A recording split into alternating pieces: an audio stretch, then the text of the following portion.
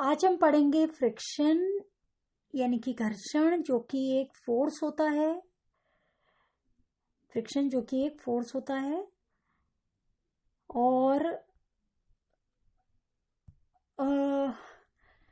जब भी कोई दो सरफेस हैं, दो सतहें हैं, सपोज ये एक टेबल है, इसके ऊपर कोई ऑब्जेक्ट रखा है, तो हम देख सकते हैं कि इस ऑब्जेक्ट का इतना पोर्शन जो है, ये निचली सतह जो है ये टेबल के कांटेक्ट में है।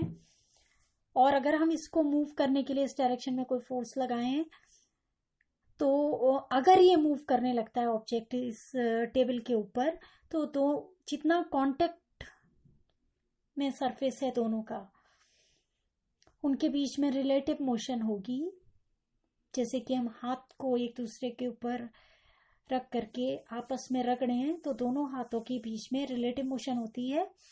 और जब भी किन्हीं दो सरफेस जो कि कांटेक्ट में है, उनके बीच में रिलेटिव मोशन होगी, तो हमेशा उस रिलेटिव मोशन का अपोज करने के लिए एक्सटर्नल फोर्स के अगेंस्ट एक फोर्स क्रिएट हो जाएगा, जो कि रिलेटिव मोशन का अपोज करेगा।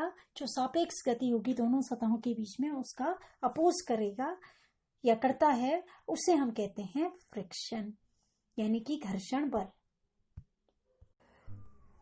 ये घर्षण बल उत्पन्न होता है इस वजह से, माना ये कोई सरफेस है, कोई सरफेस हम ले लें, कोई सतह है, तो उसमें अनियमितताएं होती हैं। अनियमितताएं यानी कि उतार चढ़ाव, क्रस्ट एंड ट्रफ, इस तरीके के उतार चढ़ाव होते हैं, अनियमितताएं कहलाती हैं, इर्रेगुलरिटीज। और कोई दूसरा ऑब्जेक्ट जब इसके ऊपर मूव करता है, तो इन अनियमितताओं की वजह से इसके सरफेस में भी अनियमितताएं होती हैं, जो ऑब्जेक्ट मूव कर रहा है उसके सरफेस में भी अनियमितताएं होती हैं। और ये इर्रेगुलरिटीज जब दोनों सरफेस एक दूसरे के ऊपर मूव करते हैं, तो इंटरलॉक हो जाती हैं इस तरीके से। सपोज ये कोई सरफेस है और इसके ऊपर कोई ऑब्जेक्ट मूव कर रहा है, और इसकी कोई अनियमितता है जो इस पर फंस जाती है। इंटरलॉक होने का मतलब फंस जाना। ये अनियमितताएं एक दूसरे के बीच में इंटरलॉक हो जाती हैं। इस तरीके से अनियमितताएं हैं जो इंटरलॉक हो गई, फंस गई। तो जिस वजह से जब भी इन दोनों सरफेसेस के बीच में रिलेटिव मोशन होगी, तो ये इर्रेगुलरिटीज की वजह से एक फोर्स हमेशा ऐसा होगा जो इनके रिलेटिव मोशन को अपोज करेगा,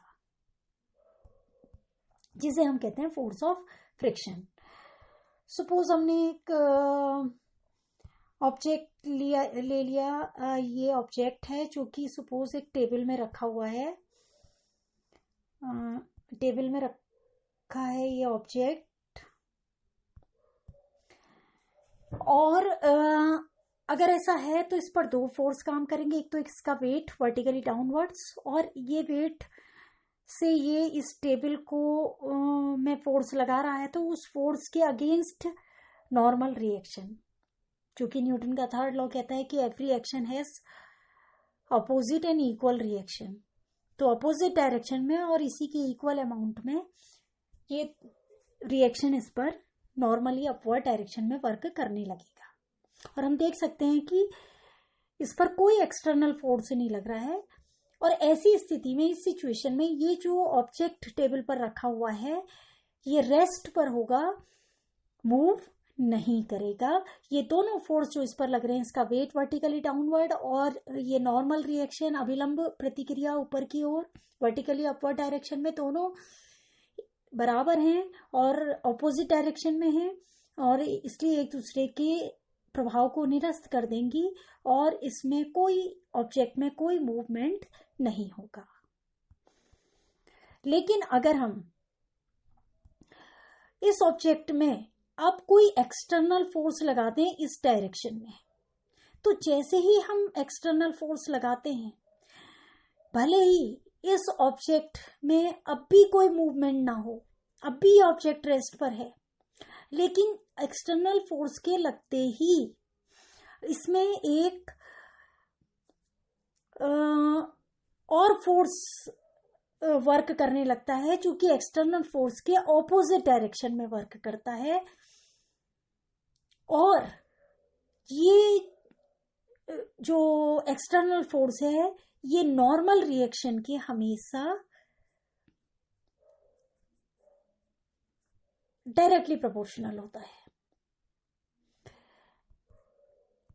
जैसे जैसे हम इस एक्सटर्नल फोर्स की वैल्यू को बढ़ाते जाएंगे इसकी वैल्यू भी बढ़ती चली जाएगी। जैसे जैसे हम इसको बढ़ाते जाएंगे इसकी वैल्यू भी बढ़ती चली जाएगी।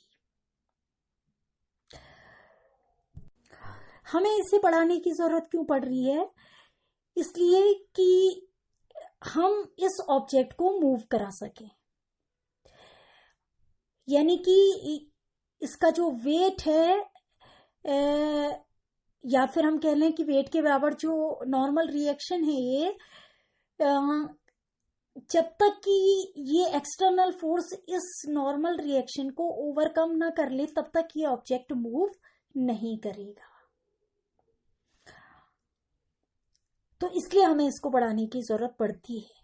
और जैसे जैसे हम इसके मान को बढ़ाते जाते हैं वैसे वैसे इस ऑपोजिंग फोर्स की वैल्यू भी बढ़ती चली जाती है। लेकिन ऑब्जेक्ट अभी मूव नहीं कर रहा है, इसलिए इस ऑपोजिंग फोर्स को हम कहते हैं स्टैटिक फ्रिक्शनल फोर्स, यानी कि स्थैतिक घर्षण बल। यानी कि स्थिति की रेस्ट की स्थिति में, यानी कि जब ये ऑब्जेक्ट मूव नहीं कर रहा है, एक ऐसी स्टेट है इसकी रेस्ट, स्टेट ऑफ रेस्ट, इस पर जो ऑपोजिंग फोर्स काम कर रहा है वो तभी काम करने लगेगा जैसे ही हम कोई एक्सटर्नल फोर्स अप्लाई करेंगे। पर ऑब्जेक्ट में कोई मूवमेंट नहीं है। तो इस सिचुएशन में इस ऑपोजिंग फोर्स को हम कहेंगे स्टैटिक फ्रिक्शनल फोर्स, स्थैतिक घर्षण बल, जो कि इसको ये जो ऑब्जेक्ट है ये रेस्ट पर है, उसके बावजूद भी इस एक्सटर्नल फोर्स को अपोज करने के लिए इस ऑब्जेक्ट पर कार्य कर रहा है। अब जैसा कि हमने देखा कि हम इसको बढ़ा रहे हैं तो इसकी वैल्यू भी बढ़ रही है। तो इसकी वैल्यू को बढ़ाते बढ़ाते एक लिमिट ऐसी आ जाती है जबकि ये ऑब्जेक्ट अभी रेस्ट पर है, लेकिन जैसे ही हम इसकी वैल्यू को अब और बढ़ाएंगे तो ये मूव करने लगेगा। अब और बढ़ाने पर ये रेस्ट पर नहीं रहेगा। तो उस वक्त ऑपोजिंग फोर्स की जो वैल्यू होगी, यानी स्थैतिक घर्षण बल, स्टैटिक फ्रिक्शनल फोर्स की जो वैल्यू होगी वो मैक्सिमम होगी, क्योंकि उसके बाद फिर ये रेस्ट पर नहीं रहेगा, इसलिए ये स्थैतिक नहीं रहेगा, स्टैटिक नहीं रहेगा। ये ऑपोजिंग फोर्स ये डायनामिक हो जाएगा। तो this will be the maximum value of static frictional force, जिसे हम कहते हैं लिमिटिंग फ्रिक्शनल फोर्स।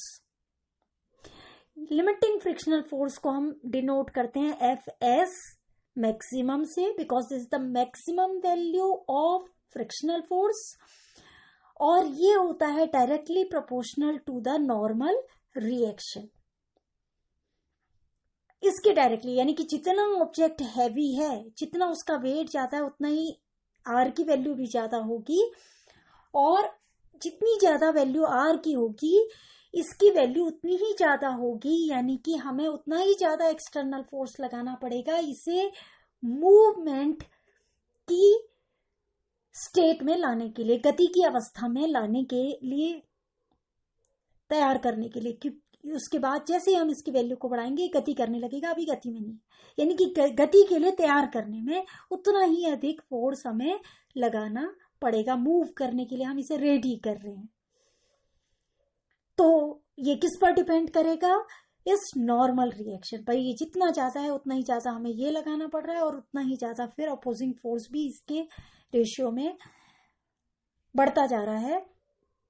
तो हम कह सकते हैं कि ये जो लिमिटिंग फोर्स ऑफ फ्रिक्शन है या maximum value of static frictional force है, that is directly proportional to the, it is directly proportional to the normal reaction. और अगर हम इस प्रोपोर्शनैलिटी को साइन को यहाँ पर हटा दें तो ये इक्वलिटी का साइन यहाँ लग जाएगा और एक प्रोपोर्शनैलिटी कांस्टेंट लगेगा जिसे हम कहते हैं कोफिशिएंट ऑफ स्टैटिक फ्रिक्शन। और इस इक्वेशन से हम ये देख सकते हैं, ये इक्वेशन हमें मिल रही है, इससे हम देख सकते हैं कि म्यू एस की वैल्यू क्या होनी चाहिए। म्यू एस की वैल्यू होगी ये maximum value of static frictional force upon R normal reaction. This is called the coefficient of static friction. स्थैतिक घर्षण गुणांक हम इसे बोलते हैं। म्यू एस से हम इसे रिप्रेजेंट करते हैं। The symbol is known as mu S. और अगर हम इसकी बात करें म्यू एस की, तो ये डिपेंड करता है नेचर ऑफ सरफेस पर कि सरफेस, नेचर ऑफ सरफेस से मतलब है कि सरफेस स्मूथ है या खुरदुरा है। खुरदुरा होगा तो इसकी वैल्यू ज्यादा होगी और स्मूथ होगा तो इसकी वैल्यू कम होगी। It does not have any unit. हम देख रहे हैं कि ये opposing force upon normal reaction, जो कि अपने आप में एक फोर्स है, यानी फोर्स अपॉन फोर्स है, दोनों की यूनिट न्यूटन होती है, कैंसिल हो गई। That means it does not have any unit. What does not have? This coefficient of static friction की कोई यूनिट नहीं होती। अब इसकी वैल्यू की अगर हम बात करें तो इसकी वैल्यू 0 से ज्यादा होती है और 1 से कम होती है। Means it lies between 0 and 1। 0 और 1 के बीच में होती है। लाइक 0.2 हो सकती है या 0.35 हो सकती है, 0.5 हो सकती है, but it will not be less than 0 or equal to 0, or it will not be equal to or more than 1. So this is about the value coefficient of friction, and the other feature mu s carries, और इसकी जो properties हैं, ये area of contact surface पर depend नहीं करता है। Area कितना भी ज्यादा हो, ये सिर्फ नेचर पर डिपेंड करेगा कि सरफेस कितना खुरदुरा या स्मूथ है, कितना एरिया कांटेक्ट में है, उस पर म्यू एस की वैल्यू डिपेंड नहीं करती है। एंड हम देख सकते हैं कि जो static friction opposing frictional force था हमारा, ये opposing frictional force at rest, यानी कि static frictional force of friction at rest, इसकी वैल्यू इसकी लिमिटिंग वैल्यू से कम होती है, ऑफ कोर्स, क्योंकि लिमिटिंग वैल्यू के बाद तो फिर स्टैटिक फ्रिक्शन मैक्सिमम वैल्यू है, तो उसके बाद फिर इसकी और वैल्यू और ज्यादा बढ़ेगी नहीं, फिर ये कन्वर्ट हो जाएगा किसी और फोर्स में, that will be dynamic friction, और इसकी वैल्यू होती है म्यू एस इंटू आर के equal. The limiting friction static frictional force is equal to mu S upon R, जैसा कि अभी हमने देखा, तो इसकी वैल्यू ये हो जाती है। ये इसकी प्रॉपर्टीज है। और अब यदि जो ऑब्जेक्ट है जो कि टेबल पे रखा हुआ हमने माना है, उस पर फोर्स, एक्सटर्नल फोर्स की वैल्यू अब और बढ़ा दी जाए, तो जो limiting static frictional force opposing force है, वो अब स्टैटिक फ्रिक्शनल फोर्स नहीं कहलाएगा, वो कहलाएगा काइनेटिक फ्रिक्शनल फोर्स, क्योंकि अब ये मूव करने लग जाएगा। लिमिटिंग स्टैटिक फ्रिक्शन की स्थिति में आने के बाद एक्सटर्नल फोर्स की वैल्यू को जब बढ़ा दिया जाता है, तो फिर ये ऑब्जेक्ट अब रेस्ट पर नहीं रहेगा, अब ये मूव करने लगेगा। और ऐसी स्थिति में जो अब भी इसकी रिलेटिव, ये जो ऑब्जेक्ट इस सरफेस पर मूव कर रहा है और दोनों सरफेस के बीच में रिलेटिव मोशन हो रही है, उस रिलेटिव मोशन को अपोज करने के लिए अब भी फ्रिक्शन फोर्स इस पर वर्क करेगा। एक्सटर्नल